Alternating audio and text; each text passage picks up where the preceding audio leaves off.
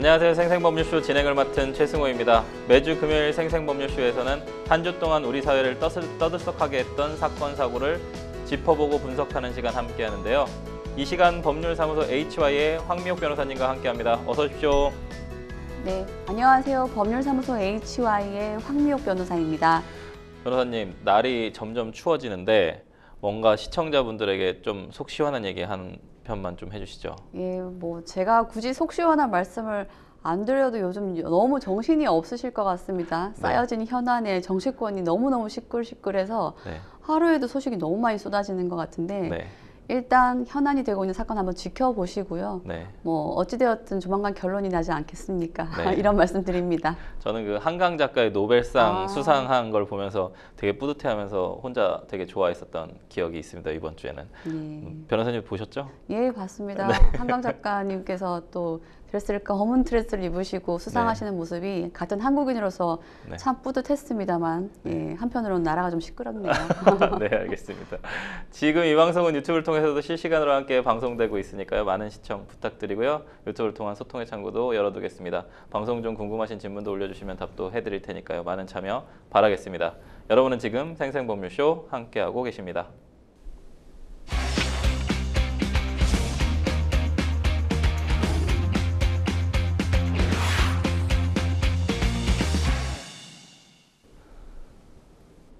네, 생생 코멘트 시작합니다. 요즘 가장 화제가 되고 있는 말은 무엇인지 말이 나온 배경과 의미 함께 짚어보는 시간인데요. 지난주 한 주간 있었던 사건, 사고와 화제의 말 살펴보도록 하겠습니다. 첫 번째 생생 코멘트입니다.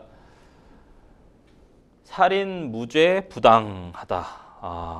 어떤 사건과 관련된 말일까요? 검찰이 교회에서 생활한 여고생을 학대해서 숨지게 한 합창 단장과 신도 2명에게 학대치사로 유죄를 선고한 1심 판결에 불복해서 항소를 했습니다. 5월이었죠. 인천의 한 교회에서 여고생이 숨진 사건이 있었는데요. 당시 여고생의 몸에는 멍투성이었습니다. 온몸에요. 우선 당시 사건부터 좀 복기해 볼까요, 변호사님? 네, 지난 5월 15일 인천에 위치한 한 교회의 한 방에서 17세의 여고생이 쓰러진 채 발견되었습니다. 올해 3월부터 이 여고생은 교회에서 지냈다고 했는데요. 이 교회에서 함께 지냈던 신도가 신고를 했는데요. 이 신도의 말에 따르면 오후 8시쯤 이 A양이 밥을 먹던 도중에 의식을 잃었다라면서 119에 급히 신고를 했고요. 병원으로 이송되었지만 이 A양은 결국 숨졌습니다. 이 여고생인 A양에 대해서 국립과학수사연구원은 부검을 했는데 사인은 폐색전증으로 추정이 되고 결과적으로 학대의 가능성이 있다는 1차 구두소견을 수사기관에 전달했다고 합니다. 인천경찰청 여청수사계는 아동복지법상 아동학대 혐의로 구속을 했습니다. 이 문제되었던 이 신도와 합창단장을 구속을 했는데요. 죄명을 최초에는 아동학대 치사 혐의로 변경을 했고 검찰로 송치를 했습니다마는 이 결과적으로 이 합창단장과 신도들은 신체 결박 사실은 인정하면서도 이 여고생의 자해행위를 막기 위해 한 것이다 라고 강조를 했다고 합니다. 이 사망 원인을 둘러싼 의혹은 결국 합창단으로 쏠리게 됐는데 좀 전 말씀드렸던 것처럼 이 합창단은 이 다른 신도의 전원에 따르면 평소 언어폭력과 구타가 빈번했고 늘 그 주축에는 교회 목사의 딸인 합창단장이 있었다라고 이야기합니다. 그리고 이러한 부분을 반영했기 때문에 합창단장을 아동복지법상 아동학대 혐의로 구속이 됐는데요. 영장실질심사 과정에서 법원은 증거를 인멸할 우려가 있고 또한 도망갈 우려가 있다라고 해서 영장을 발부하게 됐습니다. 한편으로는 어떻게 이 여고생이 교회에서 있게 되었는지 좀 의문이 들었는데요. 이 부분도 좀 사실관계를 보아야 할 것 같습니다. 이 여고생은 실은 세종시에서 어머니와 살고 있었다고 합니다. 즉 아버지가 5개월 전에 교통사고를 당한 뒤에 투병 생활하다가 사망을 하게 되었는데 그 무렵부터 이 여고생은 양극성 정동장애 질환이 있었다라고 하죠. 이 부분 때문에 의사로부터 약물 치료를 하시거나 아니면 정신병원에 입원을 시키셔야 한다라는 의사의 권유를 받았는데 이 여고생의 모친은 병원이 아닌 교회로 여고생을 보냈다고 합니다. 즉 좀 전 말씀드렸던 그 합창단장이 이 어머님과 평소에 알고 지냈는데 교회로 보내는 것이 맞다. 즉 정신병원으로 보내는 것보다 내가 데리고 있어 보겠다라고 이 어머님에게 제안을 했다라고 하죠. 결국 이 합창단장의 제안을 받아들여 어머님은 자신의 딸을 이 교회로 보내게 됐는데 이 합창단장은 단원이자 신도인 이 두 명에게 교회 밖으로 여고생이 나가지 못하도록 잘 감시를 하라. 난동을 부리거나 교리를 따르지 않을 경우엔 마음을 꺾어야 한다. 라고 알리면서 결국 이 여고생을 계속 교회에 가두어 두었는데요. 여고생은 평소에 도망가고 싶다거나 차라리 정신병원으로 보내달라라고 울부짖었지만 합창단장의 지시를 받았던 신도들은 결코 그렇게 허락하지 않았습니다. 평소에 계속해서 일을 시켜서 엄청 야단쳐야 한다라는 얘기도 있었다고 하고요. 팔과 다리를 묶어두거나 아니면 지하 1층부터 7층까지 계단을 1시간 동안 강제로 오르내리게 하는 등의 가혹행위도 있었다고 합니다. 이러한 모든 과정은 합창단장에게 보고가 되고 있었다고 하는데요. 결과적으로 이 여고생은 다리 부위에 생긴 혈전으로 인한 폐혈전 색전증으로 숨지게 되었다라고 합니다. 정말 끔찍한데요. 이게 어머니하고 분리가 되고 교회에 가서 거의 뭐 감금 상태에서 학대를 당하다가 사망한 사건인데 앞서서 이 여고생의 어머니가 법정에서 가해자들의 처벌을 좀 원치 않는다 이런 입장을 밝혀서 좀 더욱 충격적인데요. 어떻게 된 건가요, 이거는? 예, 이러한 어머님의 태도가 상당히 이례적이죠. 네. 이 부분에 대해서 일단 이 합창단장과 신도들이 기소된 부분 좀 체크해야 될 것 같습니다. 네. 인천지방법원 형사 13부에 이들 3명의 피고인에 대해서 재판이 한창 진행 중인데요. 최근 이들에 대한 3차 공판기일이 열렸습니다. 이들은 아동학대 살해죄와 중감금죄로 기소가 되었는데요. 이 3차 공판기일에는 이 사망한 여고생의 어머니가 증인으로 출석을 했습니다. 그런데 이 어머니가 합창단장 등에 대해서 제가 돌보지 못한 부분을 오히려 가까이서 돌봐주셔서 감사하다라는 증언을 했다고 하고요. 사실 이 부분은 이 어머님이 수사 단계에서부터 가해자들에 대한 처벌을 원치 않는다는 의사를 계속 줄곧 밝혀왔다고 하는데 똑같은 입장을 법정에서 고수한 것이라고 합니다. 사실 알고 보니 이 어머니 역시나 딸에 대한 방임 유기 혐의로 현재 불구속 기소된 상태다라는 부분도 있죠. 구체적인 증언을 보면은 이 어머님은 법정에서 딸이 발작 후에 병원을 찾았지만 미성년자라는 이유로 입원을 거부당한 부분도 있고 내심으로는 한켠에서 정신병원에서 성폭행 등이 있다라는 이야기도 들어서 염려가 되어서 그래서 정신병원에 입원시키지 않았다라고 변을 했다고 하고요. 한편으로는 딸을 교회로 보내는 과정에서 합창단장의 지시나 권유가 없었다라고 했다고 합니다. 수사기관에서 이야기했던 거랑 진술이 번복된 부분인 거죠. 아울러 검찰이 합창단장에게 왜 감사하다라는 메시지를 계속 보낸 것인지에 대해서 질문을 하니 이 어머님은 답변을 거부하거나 오래된 일이라 기억이 나지 않는다라는 취지로 실질적으로 증언을 거부하는 상황이 되었다라고 합니다. 이게 지금 종교에 이렇게 이제 심취를 해서 이게 종종 발생하는 일이지 않습니까? 예전에도 오대영 사건 이런 것들도 있는데 미신이나 종교에 심취해서 자녀의 생명까지도 이렇게 납득할 수 없는 이유로 잃게 만드는 사건 상당히 좀 충격적인데요. 1심 법원은 지난 9일의 선고 공판에서 살인의 고의성을 인정하기 어렵다면서 아동학대 살해 등 혐의로 기소된 합창단장 등을 3명의 어떤 죄명을 아동학대 치사 혐의로 변경을 해서 실형을 선고를 했습니다. 재판부가 아동학대 살해가 아닌 치사 혐의로 변경한 이유는 뭘까요, 변호사님? 예. 1심 법원은 말씀 주신 것처럼 9일 판결을 선고했습니다. 이들에 대해서 기소는 아동학대 살해 혐의였지만 아동학대 치사 혐의로 변경해 실형을 선고했는데요. 네. 재판부는 이들 피고인들이 살해할 고의가 있었다고 보기는 어렵다라고 분명히 밝혔고, 다만 피고인들에게 학대 행위는 분명히 있었고 이들의 학대 행위와 사망의 결과 사이에는 분명한 인과관계가 있다라고 보아서 아동학대 치사 혐의에 대해서 모두 실형을 선고했습니다. 그럼에도 불구하고 이들은 자신들은 학대의 고의조차 없었다라는 취지로 3명 모두 항소를 제기한 상태라고 하는데요. 아무래도 이 학대는 인정이 되지만 살인의 고의가 있었는지가 가장 관건이라고 봐야 될 것 같습니다. 네. 이 사람들이 이 여고생을 사망케 함으로써 닥쳐올 중한 결과까지 의도한 것은 아니지 않겠나라는 부분도 있고요. 다만 이러한 사건인 경우에는 과연 살인의 고의가 있었는지, 나아가서 미필적 고의가 있었는지가 가장 중요한 기로라고 봐야 될 것 같습니다. 좀 더 첨언을 드려볼까요?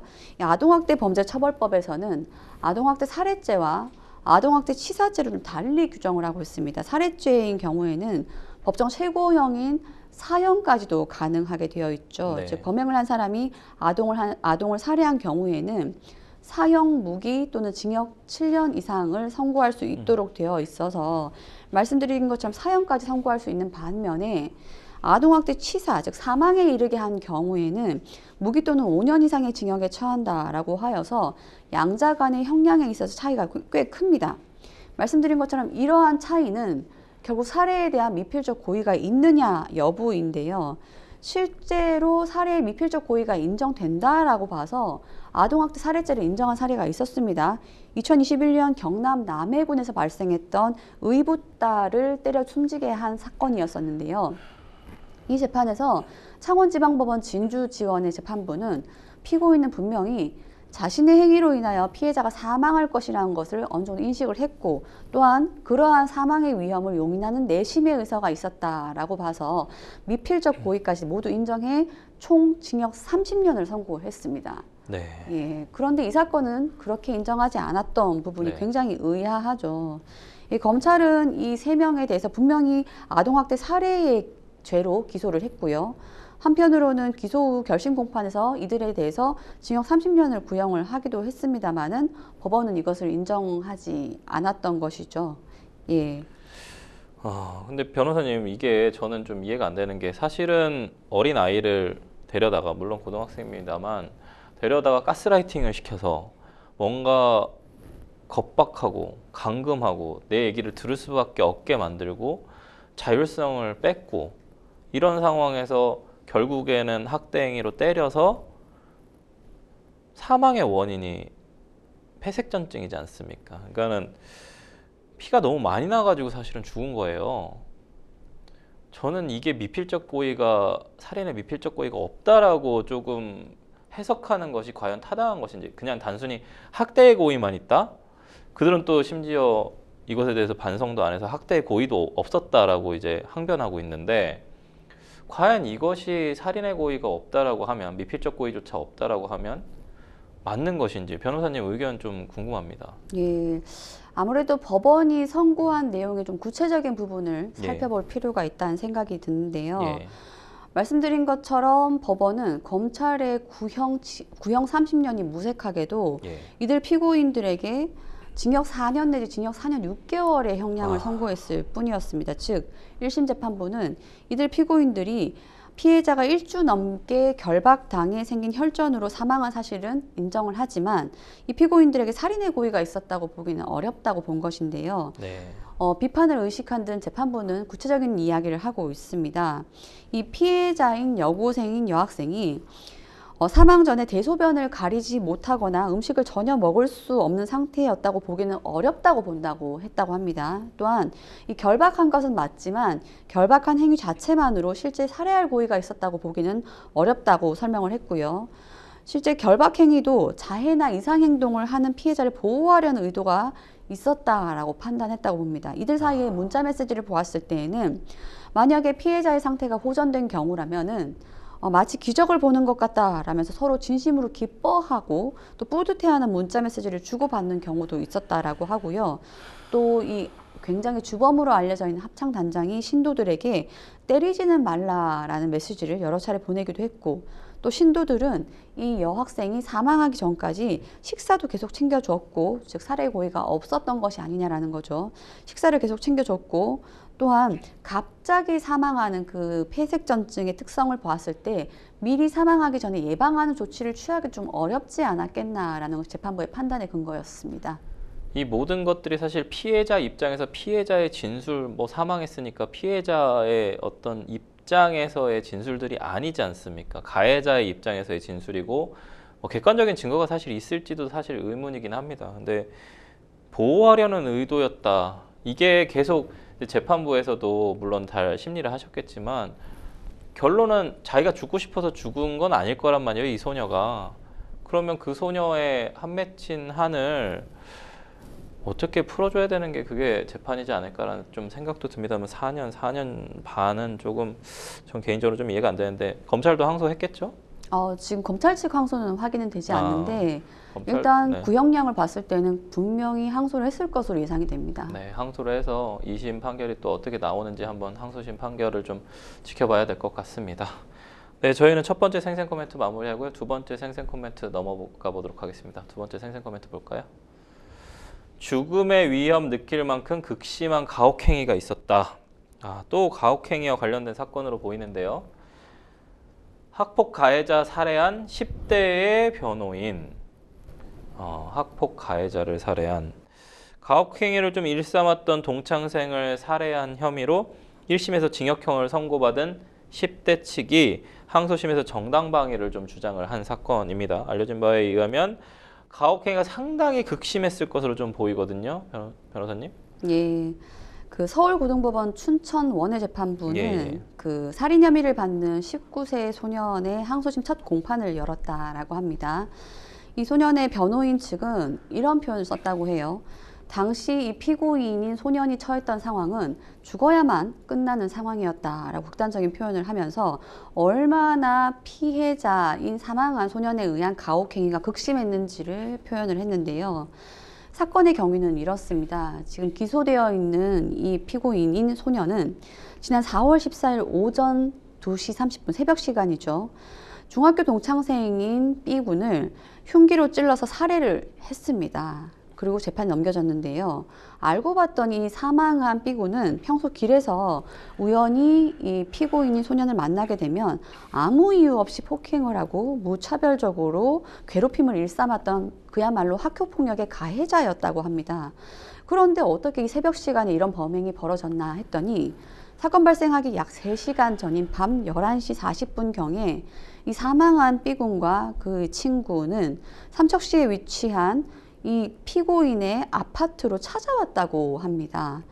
이 피고인의 머리카락을 강제로 자르고 라이터를 사용해서 얼굴 부위에 상해를 입히는 등의 참으로 말하기 어려운 정도의 괴롭힘을 가했다고 하죠. 그뿐만이 아니었다고 해요. 이 사망한 B군은 이 피고인의 옷을 강제로 벗게 한 뒤에 공개적으로 자위행위를 시켰다고 하고요. 스스로의 신체를 학대하도록 강요했다고 합니다. 심지어 술을 먹이기까지 했다고 하죠. 이러한 와중에 이 피고인인 소년은 옆방에 물건을 가지러 가게 된 틈을 타서 주방에 있던 흉기로 결국 가해자인 가해자이자 피해자인 그 B군을 흉기로 찔러 살해했다고 하는데요. 이러한 혐의 사실에 대해서 1심 재판부는 피고인인 소년에게 징역 장기 5년과 단기 3년을 선고했다고 합니다. 이러한 점에 대해서 어찌하여 형량을 선고했는지 했을 때 피해자 유족으로부터 일단 용서는 받지 못했다라는 점을 밝혔고요. 한편으로는 사건 당시 이미 3시간 동안 폭력과 가혹행위를 당했던 점을 참작해서 소년이라는 점 참작해서 장단기형으로 선고했다라고 밝혔고요. 이러한 사건이 언론 보도를 통해서 알려지자 전국에 있는 각 변호인들이 무료 변론을 하겠다라고 해서 현재의 항소심에 이르게 된 것으로 알려져 있습니다. 생명을 잃게 된 것은 사실은 좀 안타깝습니다만 학폭 가해자의 행위가 너무나 악독하고 끔찍한 상황이거든요. 지금 이제 피고인이자 어떻게 보면 학폭의 피해자 입장에서 그 당시 상황을 한번 생각해 본다면 과연 거기서 벗어날 수 있는 길이 있었을지, 극단적인 선택을 할 수밖에 없는 상황에 몰리게 한 것은 국가와 사회가 아닌지, 또 아무도 보호해주지 못하는 그런 부분들이 분명 존재할 텐데, 이것을 개인의 어떤 선택의 문제, 개인의 좀 안타깝습니다. 그냥 지켜보는 것만으로도 너무 안타깝고, 대한민국에 발생하는 수없이 많은 학폭의 가해자와 피해자들 사이에서 이런 어떤 사람이 극단에 몰리면 극단적인 또 선택을 할 수 있는 거지 않습니까? 근데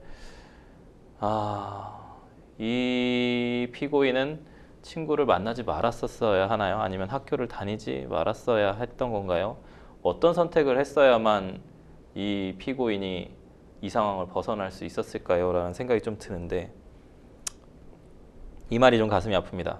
피고인이 죽어야 끝나는 상황이었다.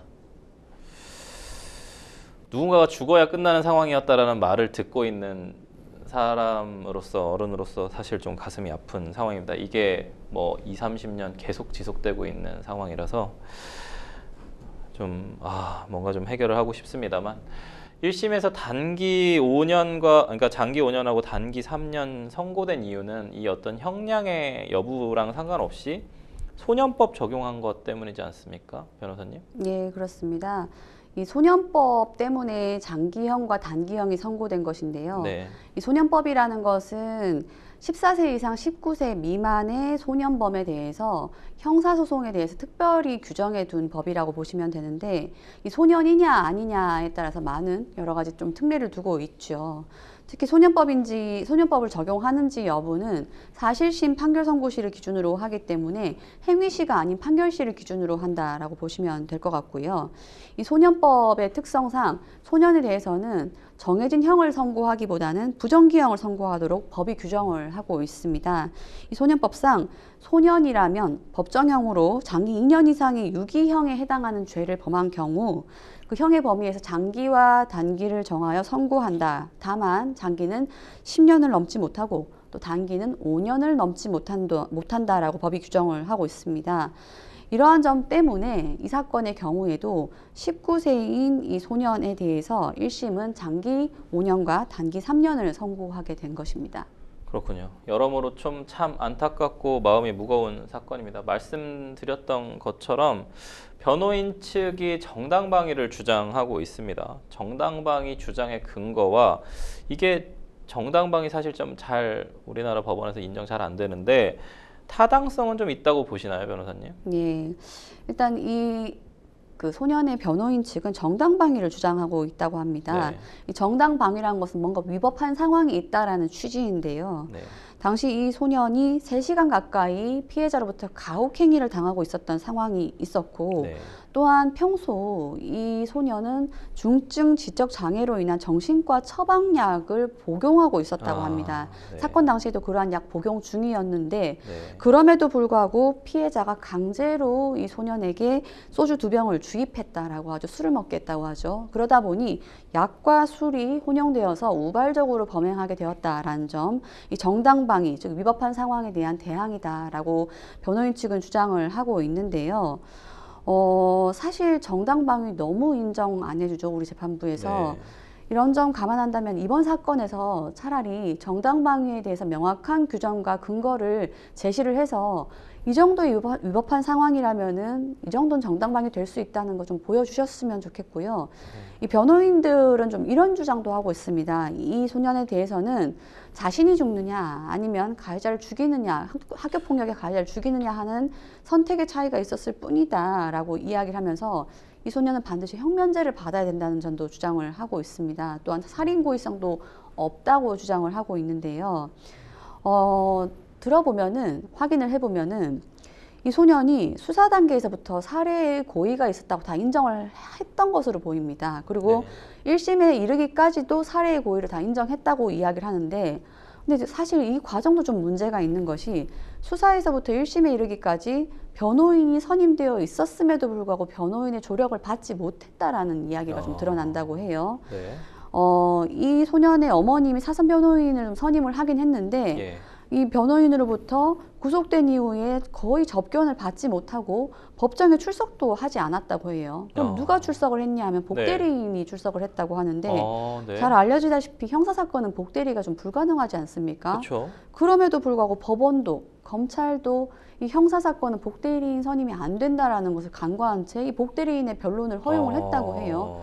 여러 가지 상황을 봤을 때 이 소년이 살해할 고의가 있었고 살인의 공소사실에 대해서 모두 인정한다는 것 자체가 효력을 인정할 수 없다라는 부분도 변호인들이 또 강조하고 있다고 합니다. 이게 또 저희가 항상 뭐 사건 사고에서 얘기합니다만 뭔가 수사기관의 강압과 압박으로 이루어진 게 아닌지 그냥 막 지나간 게 또 아닌지 좀 의심도 좀 되는 사건인데 여러 가지 좀 쟁점이 많아 보이는 사건입니다.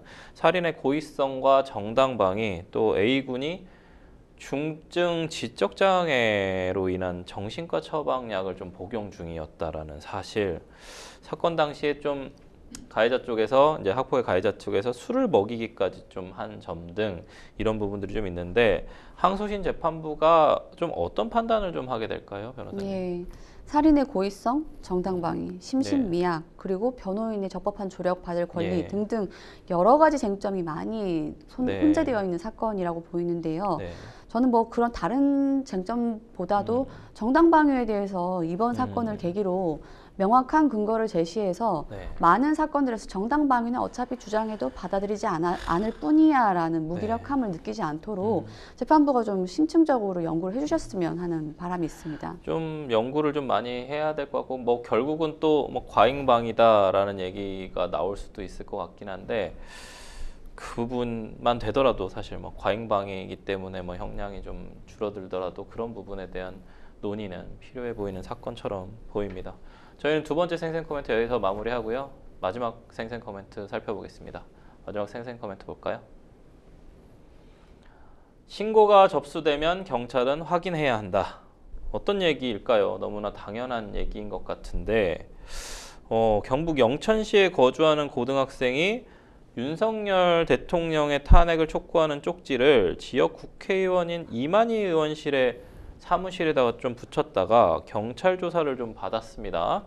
어떻게 이 학생을 좀 특정하게 됐는지 하고 쪽지를 붙였다고 재물손괴 혐의로 좀 신고를 했다고 하는데 쪽지 붙인 게 재물손괴에 해당됩니까, 변호사님? 예, 일단 사건의 경위를 한번 좀 체크를 해보면요. 경북 영천시에 거주하고 있던 19세 여학생이 윤석열 대통령의 탄핵 표결이 있던 지난 7일 오후 8시경에 해당 지역의 지역구 국회의원인 이만희 의원의 사무실 간판에 쪽지를 붙였다라고 합니다. 이 쪽지의 내용은 내란 수괴범의 행동에 동조한 당신, 국민의 편은 누가 들어줍니까? 라는 내용이었는데요. 저렇게 붙인 거죠, 지금? 이 부분에 대해서 과연 쪽지를 붙인 것이 이 재물손괴에 해당하느냐라면은 만약에 붙였던 접착제가 이 본드라든지 결코 이 물건을 훼손하지 않고는 뗄 수 없는 정도라면 글쎄요, 재물손괴가 해당할 수 있겠지만 사실관계를 보면은 이 19세 여학생은 본드나 제거가 어려운 강력 접착제를 사용한 것이 아니고 그냥 셀로판 테이프 그냥 뗐다 붙였다 할 수 있는 그 정도를 썼다고 해요. 그렇다면 이런 생각할 때 재물손괴는 아니겠다라는 판단이 들지만 이 쪽지를 붙였던 날로부터 이틀 뒤인 9일 영천경찰서로부터 이 여학생은 전화를 받았다고 합니다. 경찰이 국민의힘 관계자가 이 쪽지를 적은 사람의 신원을 추정해달라는 민원을 넣었다라고 하면서 그래서 해당 쪽지와 간판에 붙어있는 지문을 분석해서 이 여고생에게 연락을 했다라고 해요. 이 여학생의 의견은 이렇습니다. 자신이 무엇을 그렇게 잘못했기에 지문까지 탐식하면서 지문을 통해서 신분을 특정하고 경찰이 연락까지 줬는지 의문이다. 자신이 마치 범죄자가 된 것 같아서 매우 불쾌하고 특히 이 탄핵 시국에 경찰서에 가는 것은 굉장히 국민중 최초가 아닌가라는 허탈해하는 심정을 표현했다고 해요. 과연 경찰서가 이러한 행동까지 한 것에 대해서 좀 의문이 있습니다. 말씀드린 것처럼 뭐 죄명을 특정 짓는다, 그건 그럴 수 있겠습니다만은 통상적으로 신고가 접수되면은 영천경찰서 측은 이렇게 이야기해요. 경찰은 신고가 접수되면 확인해야 할 의무가 있다. 따라서 학생과 면담한 후에 사실관계를 확인하고 법률 검토를 하기 위해서 연락을 한 것이다. 신원을 특정한 것이다. 라고 이야기를 했다고 합니다. 사실 뭐 이만희 의원 하면은 다선의 국회의원이고 사실 여러 항의들도 이제 의원 생활 하시면서 충분히 받아보셨을 것 같은데 이걸로 만약에 여고생이 지금 조사를 받고 처벌을 받는다고 하면 그 부분도 사실은 조금 의원님한테 좀 마음에 착잡한 내용이 아닐까라는 좀 생각은 듭니다만 우선 신고가 접수가 됐으니까 경찰 입장에서는 좀 확인을 해야겠다라고 얘기를 한 상황이고 수사기관이라고 해도 이렇게 좀 지문을 채취하는 것이 좀 불법이 아닌지라는 걸 좀 궁금해하시는 분들이 계세요. 예. 네. 일단 그 지문을 채취한다는 것은 두 가지를 생각할 수 있겠죠. 네. 뭐 이만희 의원 사례를 들면은 네. 그 간판에 남아 있는 지문을 확인하는 네. 방법도 있고 아니면 피해자에 대해서 신체의 지문을 채취하는 방법 두 가지가 있을 텐데 네. 뭐 현행법은 두 가지 다 위법이 아니라고 보고 있습니다. 네. 즉 일단은 그 물건에 남겨 있는 지문이라고 하면은 법적으로는 유류물, 즉 어떤 사람이 잊어버리고 놓아둔 물건으로 분류되고 있기 때문에 아무런 영장 없이도 경찰은 지문을 채취할 수 있다라고 하고요. 또한 피의자의 신체에 있는 지문 채취 역시나 법원은 강제 처분이 아니기 때문에 영장 없이 충분히 지문을 채취할 수 있다라는 판단은 변함이 없습니다. 어느 것이든 영장 없이 채취할 수 있는 건 사실입니다. 네. 하지만 이것이 좀 이례적인 부분은 분명히 이 사건은 재물 손괴라고 보기에는 굉장히 어려웠죠. 셀로판 테이프 수준이었단 말이죠. 네. 통상의 많은 신고 접수건에 대해서 경찰이 죄가 성립되지 않는다라고 하면은 글쎄요, 과연 지문 채취까지 수사로 나아가는지는 저는 아니라고 보고요. 신고 사실 자체를 보았을 때에도 죄가 성립되지 않는다면 통상은 입건조차 하지 않고 조사를 하지 않죠. 일이 많으시기 네. 때문에. 네네. 이런 점 감안한다면은 범죄 혐의도 거의 없어 보이고 명확하지 않은 사건임에도 불구하고 신고를 접수하고 지문을 채취해서 인적 사항을 특정한 다음에 연락까지 했다는 것은 이례적이라는 것이 제 개인적인 의견입니다. 전국이 뭔가 좀 어수선하니까 전국적으로 지금 여러 문제 있는 사건들도 좀 발생을 하는 것 같은데 변호사님 얘기는 반려처분을 하지 않고 어쨌든 입건을 한 자체가 문제일 수도 있다. 이거 가지고 이제 이런 비판적인 어떤 목소리를 내는 여고생에게 과연 수사의 대상이 되게 하는 것이 타당한가 맞는 것인가 라는 부분에 대한 의문점이 있는데 그런가 하면 좀 현직 변호사가 이만희 의원 사무실에 사퇴를 좀 촉구하는 쪽지를 붙였다가 보좌관에게 욕설을 듣고 이 보좌관을 모욕 혐의로 또 고소를 했습니다. 예. 이 다선 의원이 19세 여학생을 상대로 고소를 했다라는 것이 알려지자 네. 이 경북 영천에 사는 이동민 변호사라는 현직 변호사분입니다. 네. 이 이동민 변호사는 12월 10일 오후 5시경에 영천에 있는 이만희 의원 사무실 현판에 네. 국회의원 자격이 없다. 이만희 의원 사퇴하라. 변호사 이동민이라는 쪽지를 다시 붙였다라고 합니다. 똑같은 방식인 거죠, 학생이랑. 네. 이러한 쪽지에 대해서 이만희 의원의 보좌관은 쪽지를 떼라면서 이동민 변호사에게 반말과 욕설을 섞어가면서 항의를 했다고 해요. 그러자 이동민 변호사는 자신에게 반말과 욕설을 했던 그 보좌관을 상대로 하여 모욕죄로 고소를 했고요. 네. 이러한 내용에 대해서 이동민 변호사는 대통령 탄핵안이 폐기된 뒤에 한 고등학생이 사무실 현판에 항의 쪽지를 붙였는데 이 이만희 의원 측은 손괴죄로 신고를 했고 이러한 일련의 과정에 대해서 항의를 하기 위해 자신은 쪽지를 붙였다라고 분명히 자신의 이유를 설명했다라고 합니다. 아유, 정말 뭔가 전국이 여러 난맥적인 부분들이 막 계속 발생을 하고 있는데요. 이게 참 어쨌든 좀 잘 해결이 됐으면 좋겠습니다. 이런 하나하나 감정 싸움 이런 부분들이 왜 창출이 되어야만 하는지 대한민국에 왜 이런 일들이 발생을 해야 되는지가 좀 의문이긴 한데 언젠가 좀 안정이 되겠죠, 변호사님? 빨리 안정이 되었으면 좋겠습니다. 지금까지 생생 코멘트 만나봤고요. 저희는 뉴스픽스로 다시 돌아오도록 하겠습니다. 여러분은 지금 생생보물쇼 함께하고 계십니다.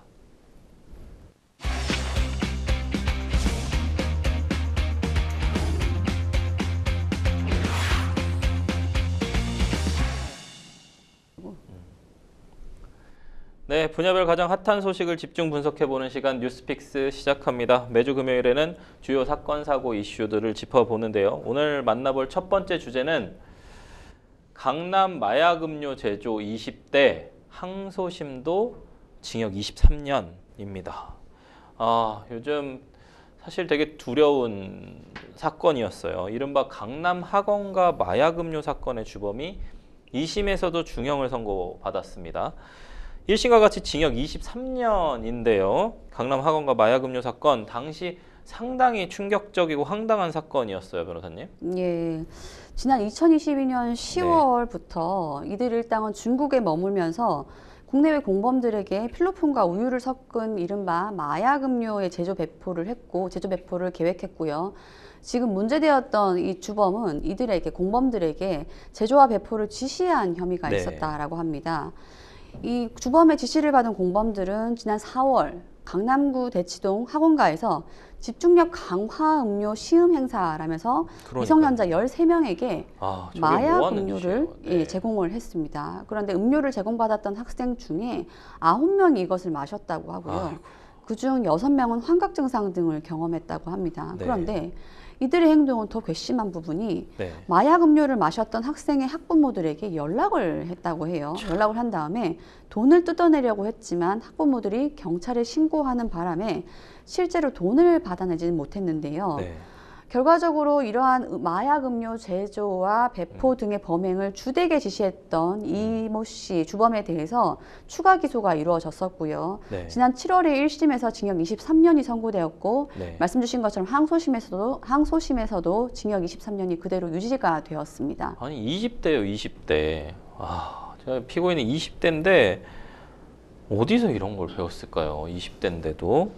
특히나 결국 공갈 목적이었는데 아이들을 희생시켜서, 그것도 자기랑 나이 차이가 10살도 나지 않는 학생들을 이용해서 돈벌이 수단으로 아이들을 마약에 노출시키고 마약에 중독되게 만들려고 했다는 그 사고방식과 상상력 자체가 저는 개인적으로 악독하다고 생각을 하는데, 지시에 따라서 좀 마약 음료를 제조 배포한 혐의로 기소된 공범들도 있었어요, 변호사님. 이들에게도 좀 마찬가지로 중형이 선고됐다고요? 예, 말씀드린 것처럼 공범들이 먼저 검거되어서 재판을 받았던 사건입니다. 1심에서는 이들에 대해서 징역 15년, 8년, 10년 그리고 징역 7년에 이르는 형을 선고했는데요. 1심 재판부는 이들이 자신들이 제조한 음료가 학생들에게 제공될 것이란 사실을 분명히 알고 있었음에도 아무런 죄책감 없이 100병에 이르는 마약 음료를 제조를 했고 만약에 범행이 더 활발히 진행되었더라면 지금과 비교할 수 없을 정도의 끔찍한 다수의 피해자가 발생할 가능성 충분히 있었다라는 것이고요. 또한 통상적으로 필로폰 투약 사범의 일일 사용량이 0.03g이라고 합니다. 그런데 마약 음료에는 이것의 3.3배에 달하는 0.1g 정도가 필로폰이 함유되어 있었다라고 해요.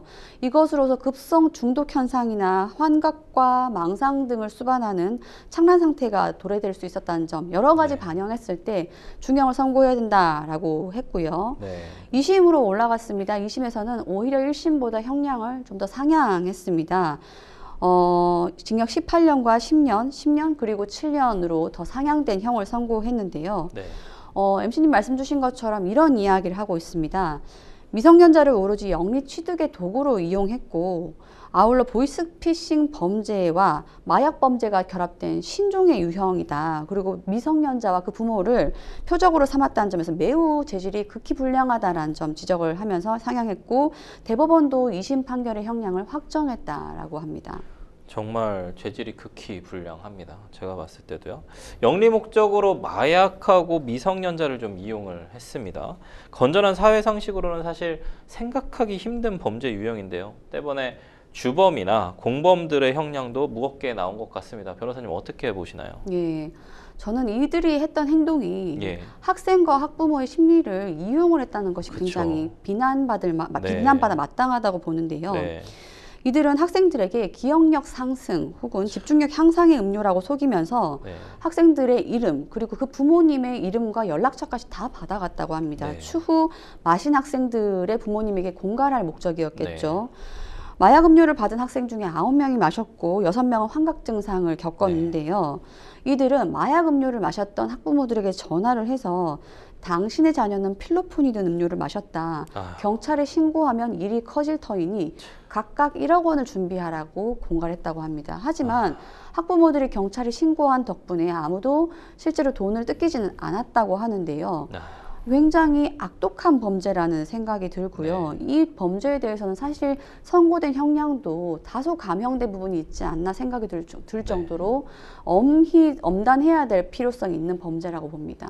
드라마까지도 사실 만들어진 사건이지 않습니까? 이게 학생, 학부모의 심리를 이용했다라고 아까 말씀해 주셨는데 사실 대치동이라는 공간이 우리나라의 어떤 사교육 시장이 몰려 있고 어느 정도 아이들을 위해서 돈을 쓰려고 하는 학부모들이 있다라고 판단하니까 타겟이 된 것 같아요. 그런 부분들을 이용을 해서 결국은 기억력과 집중력 향상을 시켜주는 음료다라고 아이들을 속이고 또 학부모한테는 이거 만약에 문제되면 너희들 자녀들이 나중에 전과 생기고 문제 생기는 거 아니냐라고 또 협박을 하고 그래서 공갈에서 돈을 취하고자 했었던 그런 목적 너무나 죄질이 불량하다고 저는 개인적으로 보는데 이 사건뿐만이 아니라 지금 현재 요즘에 수도권 대학교를 중심으로 만들어진 연합동아리에서 활동을 하면서 마약을 투약한 20대 남성이 1심에서 실형을 좀 선고받았습니다. 그런데 징역 1년이 선고됐어요. 이 경우는 좀 형량이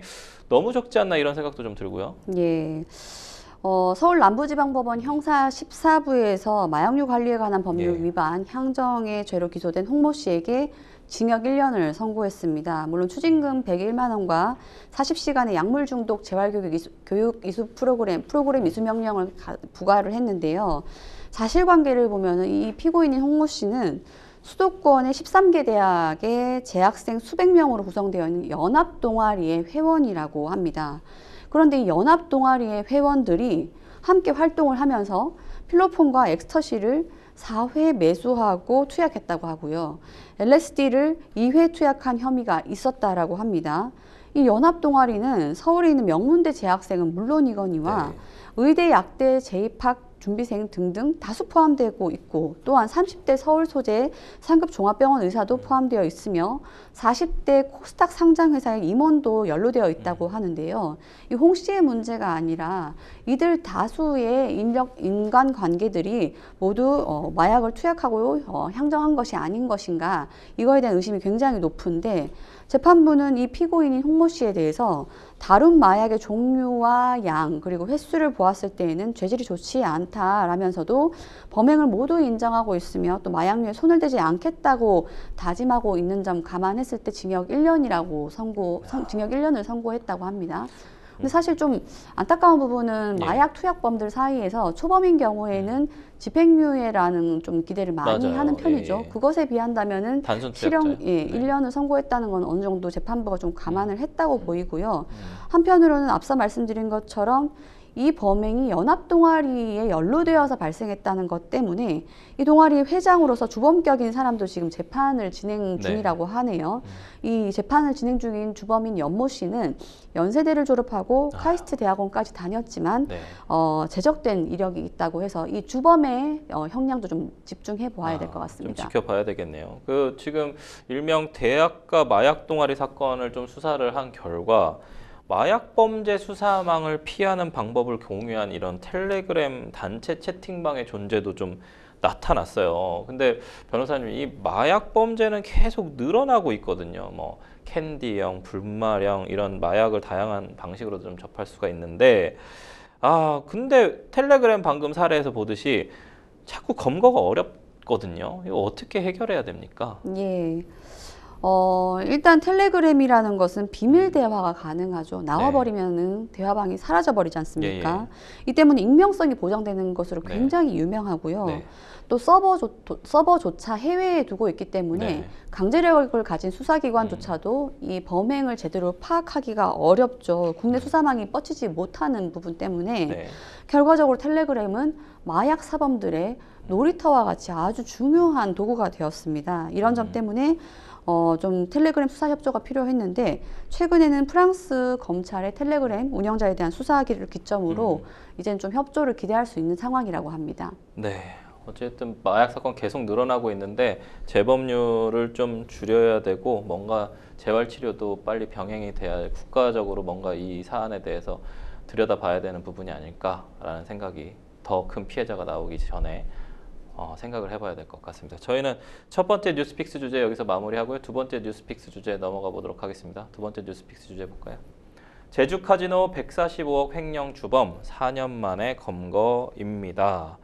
떠들썩했습니다, 변호사님. 제주의 한 카지노에서 145억 원이라는 큰 돈을 횡령한 주범이 사건 발생 3년 11개월 만에 경찰에 붙잡혔습니다. 카지노에서 근무하던 직원이라는 얘기가 있던데 어떻게 이걸 이렇게 큰 돈을 횡령할 수 있었던 거죠? 예.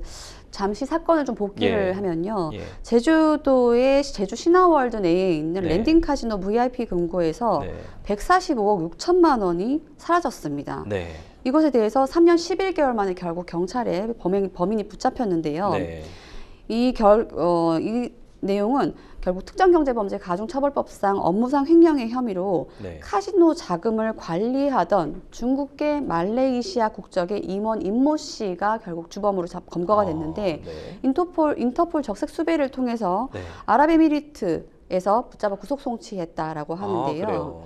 이 범행의 내용은 이렇습니다. 2020년 1월경에 이 제주 신화월드의 회사 경영진이 교체되는 좀 어수선한 분위기가 있었다라고 해요. 네. 이러한 와중에 평소 카지노 손님 모집 에이전트 업체 직원 중에 중국인이었던 우모 씨 등과 공모해서 카지노 내에 VIP 금고에 보관 중이었던 145억 6천만 원을 빼돌렸다라고 하는데요.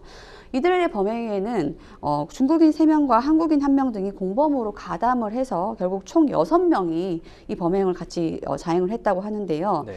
이 붙잡혔던 임모 씨, 58세 여성이라고 하는데요. 임모 씨는 자신이 평소 관리해오던 VIP 금고에 보관 중이던 145억 6천만 원 중에서 80억 원은 우모 씨, 중국인 우모 씨의 개인 금고로 옮겼다라고 하고요. 그리고 네. 공범 4명에 대해서 나머지 50억 원은 자신의 제주시 모처로 옮겨놓으란 지시를 했다라고 합니다.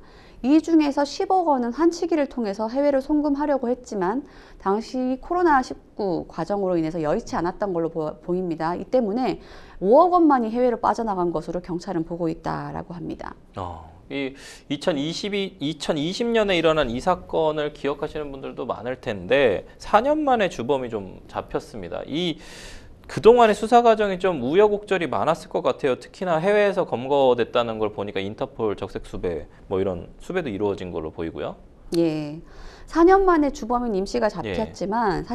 사실 145억 증발 사건에 대해서는 네. 수사 중단과 수사 재개에 여러 가지 우여곡절이 굉장히 많았습니다. 처음 이 사건이 세상에 알려졌던 거는 2021년 1월 4일, 지금으로부터 4년 전이었는데요. 네네. 무려 145억 원이 증발되었다라는 사실이 알려졌고 당시 랜딩 카지노를 운영했던 람정 엔터테인먼트는 이 VIP 금고를 운영했던 임 씨를 횡령 혐의로 경찰에 고소를 했는데 이미 임 씨와 우 씨 등 주범은 한국을 빠져나간 뒤였다라고 하죠. 네. 이 때문에 도저히 주범을 잡기가 어려웠어서 임 씨와 우 씨가 경찰 수사 개시도 전에 해외를 도주했다는 점 때문에 경찰은 사건을 잠정 중지하기도 했습니다마는 지난 2022년 11월에 우 씨가 항공편으로 입국하면서부터 수사가 재개되었고요.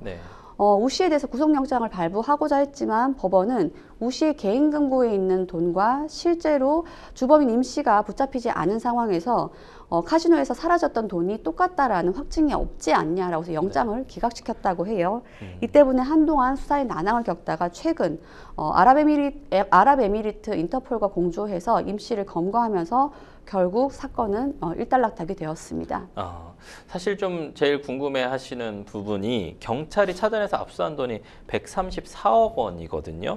그렇다면 이 돈은 좀 줄어들긴 했지만 주인한테 좀 돌아가게 되는 겁니까, 변호사님? 네, 일단은 가환부 절차 생각할 수 있는데 법원은 권리관계가 명확하지 않다거나 압수물을 일단 사법기관이 보관하는 것이 분명하다, 정당하다라고 판단한다면 일단 돈의 출처가 밝혀질 때까지는 가환부가 좀 이루어지지 않을 것으로 좀 예상이 됩니다. 그러면 가환부가 안 되면 못 받는 건가요? 일단은 권리관계를 분명히 확인하고요. 네. 진정한 권리자가 나타나야 그에게 과환부가 가능한데 네. 현재 이 돈은 글쎄요. 실제 소유주가 누구인지 밝혀져야 될 부분이라고 보입니다. 네, 알겠습니다. 생생법률쇼 어느새 마칠 시간입니다. 오늘 함께해 주신 황미옥 변호사님 고맙습니다. 방송이 끝나더라도 상담 접수는 계속되니까요. 변호사들에게 무료 법률 상담 받고 싶으신 분들은 평일 오전 9시부터 오후 6시까지 02-557-829번으로 연락 주시거나 법률방송 홈페이지 법률상담 게시판에 문의 남겨주십시오. 아래 하단에 보이는 이메일로도 상담 문의 받고 있습니다. 생생법률쇼 오늘 준비한 내용은 여기까지입니다. 함께해 주신 시청자 여러분 고맙습니다.